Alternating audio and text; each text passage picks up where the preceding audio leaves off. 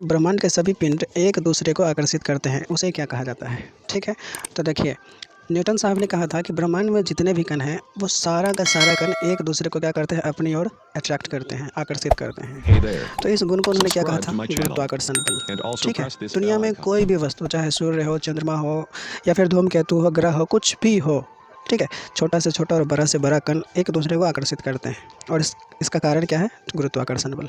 ठीक है, अब देखिए अगला प्रश्न कह रहा है गुरुत्वीय त्वरण का व्यंजक क्या होता है? सबसे पहले तो आपको पता होना चाहिए कि गुरुत्वीय त्वरण को किससे इंडिकेट किया जाता है? तो गुरुत्वीय त्वरण को इंडिकेट किया जाता है स्मॉल जी से, और गुरुत्वीय त्वरण का जो व्यंजक होता है वो capital M upon R square होता है, जहाँ पर जी जो है आपका, ये है आपका गुरुत्वाकर्षण नियतांक। ठीक है, या कहीं कहीं पर आपको गुरुत्वाकर्षण स्थिरांक भी मिलेगा, जिसका जो वैल्यू है हेनरी कैवेंडिश ने दिया था। क्या है वैल्यू, आगे हम लोग देखेंगे। एम हो गया आपका मास बोले तो द्रव्यमान, और आर हो गया रेडियस बोले तो त्रिज्या। अगर पृथ्वी के सापेक्ष देखें तो पृथ्वी के सापेक्ष जो आपका गुरुत्वीय त्वरण का व्यंजक की बात करेंगे तो जी तो सबके लिए बराबर होगा, यानी कि गुरुत्वाकर्षण नियतांक जो का सबके लिए बराबर होगा। यहाँ पर एम हो गया किसी भी वस्तु का द्रव्यमान, अगर पृथ्वी के सापेक्ष देखेंगे तो पृथ्वी का द्रव्यमान, और पृथ्वी का जो रेडियस होगा वो हो जाएगा आपका आर। ठीक है, यानी कि गुरुत्वीय त्वरण का व्यंजक क्या हो गया? G M upon R square, या G M into R inverse भी हो सकता है, इन्वर्स 2। चलिए अगला देखते हैं, गुरुत्वीय त्वरण का मान कितना होता है? तो देखिए गुरुत्वीय त्वरण यानी स्मॉल जी का वैल्यू होता है 9.8 मीटर पर सेकंड स्क्वायर। चूँकि मीटर पर सेकंड स्क्वायर मैंने ऐसा यूनिट इसलिए लिया क्योंकि यह त्वरण है, ठीक है, और गुरुत्वाकर्षण की वजह से त्वरण उत्पन्न हो रहा है, ठीक है, तो इसका वैल्यू कितना होता है? 9.8 मीटर पर सेकंड स्क्वायर। अगर बाय द वे मान लीजिए आपका न्यूमेरिकल वाले क्वेश्चंस में अगर गुरुत्वीय त्वरण के बारे में कुछ दिया जाता है तो वहाँ पर भी आप वैल्यू 9.8 मीटर पर सेकंड ही लीजिएगा, तब तक जब तक कि क्वेश्चन में यह ना कहा जाए कि गुरुत्वीय त्वरण आपको 10 मीटर पर सेकंड लेना है, स्क्वायर ले रही है। ठीक है, यहाँ पर गुरुत्वीय त्वरण का वैल्यू क्या हो जाएगा? 9.8 मीटर पर सेकंड हो जाएगा। अगला है गुरुत्वाकर्षण का सार्वत्रिक नियम किसने दिया था? न्यूटन ने दिया था। ठीक है, याद रखिएगा, गुरुत्वाकर्षण का सार्वत्रिक नियम किसने दिया था? न्यूटन ने। लेकिन सार्वत्रिक नियम का जो वैल्यू है वह किसने दिया था? हेनरी कैवेंडिश ने दिया था, जिन्होंने हाइड्रोजन का खोज करा था।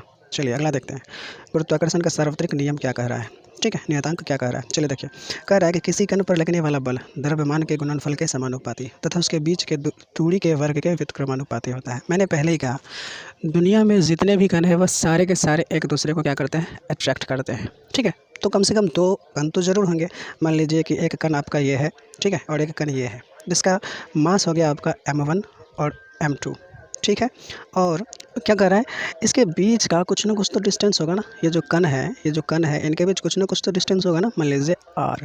ठीक है, तो इसी को अगर हम लोग व्यंजक के फॉर्म में लिखेंगे तो क्या कहा जाएगा कि द्रव्यमान के गुणनफल यानी m1 इंटू m2, ठीक है, समानुपाती और उनके बीच की दूरी के वर्ग के व्युत्क्रमानुपाती, यानी r के वर्ग स्क्वायर के व्युत्क्रमानुपाती, ये आता है आपका गुरुत्वाकर्षण नियतांक। जी यहाँ पर स्थिरांक का वैल्यू आ गया। तो अगर आपसे व्यंजक पूछता है तो आप ये व्यंजक याद रखोगे तो आप आराम से परिभाषा को लिख सकते हो। ठीक है, क्या कहेगा कि किसी कण पर लगने वाला बल द्रव्यमान के गुणनफल के समानुपाती तथा उसके बीच के दूरी के वर्ग के व्युत्क्रमानुपाती होता है। यही है गुरुत्वाकर्षण का सार्वत्रिक नियतांक का नियम। 10वां प्रश्न है, गुरुत्वीय त्वरण को किससे सूचित किया जाता है? मैंने अभी तुरंत बताया, गुरुत्वीय त्वरण को जी से सूचित किया जाता है, लेकिन कौन सा? स्मॉल जी से। कैपिटल जी से गुरुत्वाकर्षण के सार्वत्रिक नियतांक को सूचित किया जाता है, स्मॉल जी से गुरुत्वीय त्वरण को सूचित किया जाता है, दोनों याद रखिएगा। चलिए अगला प्रश्न देखते हैं, गुरुत्वाकर्षण नियतांक को किससे सूचित किया जाता है? जी से, मैंने तुरंत बताया। अब देखिए, जी का वैल्यू यहाँ पर दिया गया है, ये इंपॉर्टेंट है, याद रखिएगा। जी का वैल्यू क्या होता है? 6.67 इंटू 10⁻11 न्यूटन मीटर स्क्वायर प्रति केजी स्क्वायर। ठीक है, ये याद रखिएगा, न्यूटन मीटर स्क्वायर प्रति केजी स्क्वायर। आपसे पूछे गुरुत्वाकर्षण स्थिरांक का ऐसा यूनिट क्या होता है? तो न्यूटन मीटर स्क्वायर पर केजी स्क्वायर होता है, और वैल्यू पूछ लिया तो 6.67 इंटू 10⁻11। जी का मान सबसे पहले किसने दिया? Henry Cavendish. मैंने वीडियो के स्टार्टिंग से न जाने कितनी बार बोल दिया है कि जी का वैल्यू जो है हेनरी कैवेंडिश ने दिया था। ठीक है, जी का वैल्यू क्या होता है? ये होता है, ये जो वैल्यू है 6.67 इंटू 10⁻11 न्यूटन मीटर स्क्वायर पर केजी स्क्वायर, ये वैल्यू किसने दिया था? हेनरी कैवेंडिश ने। और हेनरी कैवेंडिश ने ही हाइड्रोजन का खोज करा था। किसका? हाइड्रोजन का खोज करा था। और दुनिया में सबसे ज़्यादा मात्रा में पाया जाने वाला तत्व हाइड्रोजन है। भविष्य का ईंधन हाइड्रोजन को कहा जाता है।